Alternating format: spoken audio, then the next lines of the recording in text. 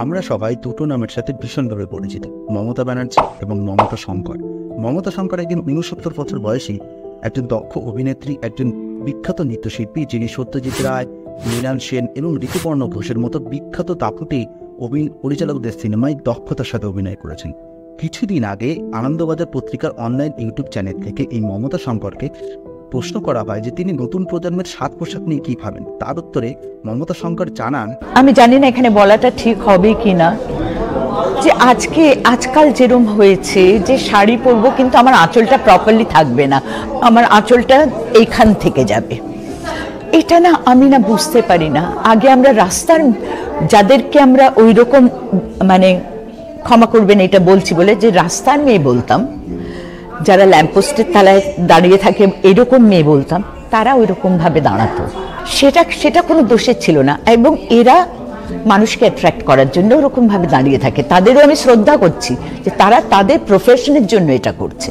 কিন্তু আজকাল যারা বিনা কারণে ওই রকম ভাবে শাড়ি পরেন এবং তারপরে লোককে কিছু বললে তখন তারা রেগে যান, মেয়েদের নিচু করা হচ্ছে।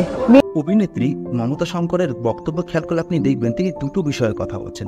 প্রথমত, আগে যারা প্রফেশনের জন্য শাড়ির আঁচলটা একটু সরিয়ে রাখতো, তারা কিছু লোককে আকৃষ্ট করার জন্য করতো এবং সেটা তাদের প্রফেশনের একটা অংশ।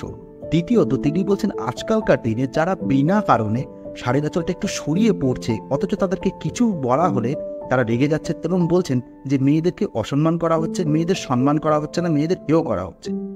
এবার আমাদের সাধারণত কি পছন্দ? এবার আমি বা আপনি এই কন্ট্রোভার্সিতে ঝাঁপ দেওয়ার আগে আমাদের কিছু কথা মাথায় রাখা প্রয়োজন। পোশাকের সাথে সম্মান বা ডিগনিটির সম্পর্ক অনেকটা বিরিয়ানির সাথে খাঁটি ঘিয়ের মতো।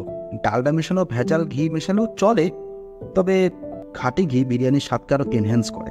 দেখুন, আপনি যেইভাবে শাড়ি পরেন না কেন, যেইভাবেই পোশাক পরেন না কেন, আপনাকে জাজ করার আমরা তো কেউ নই। আপনি পুরুষ হন বা নারী, যাই পোশাক পরেন না কেন, যেমন ভাবেই পরেন না কেন, আপনার প্রাপ্ত সম্মানটুকু অবশ্যই পাওয়া উচিত, আর আমাদেরও উচিত সেই সম্মানটুকু দেয়া। আনফর্চুনেটলি সব ক্ষেত্রে এটা হয় না। অনেক মার্জিত পোশাক পরা সত্ত্বেও আমাদের সোসাইটিতে বিভিন্নভাবে বিভিন্ন মেয়েদেরকে হ্যারাস হতে হয়, ব্রন্টিটকারী সামিল হতে হয়, মলেস্ট হতে হয়। আর সেখানে পোশাকের একটু 19-20 হলে তো তাহলে কোনো কথাই। আমরা পোশাক পরি লজ্জা নিবারণের জন্য।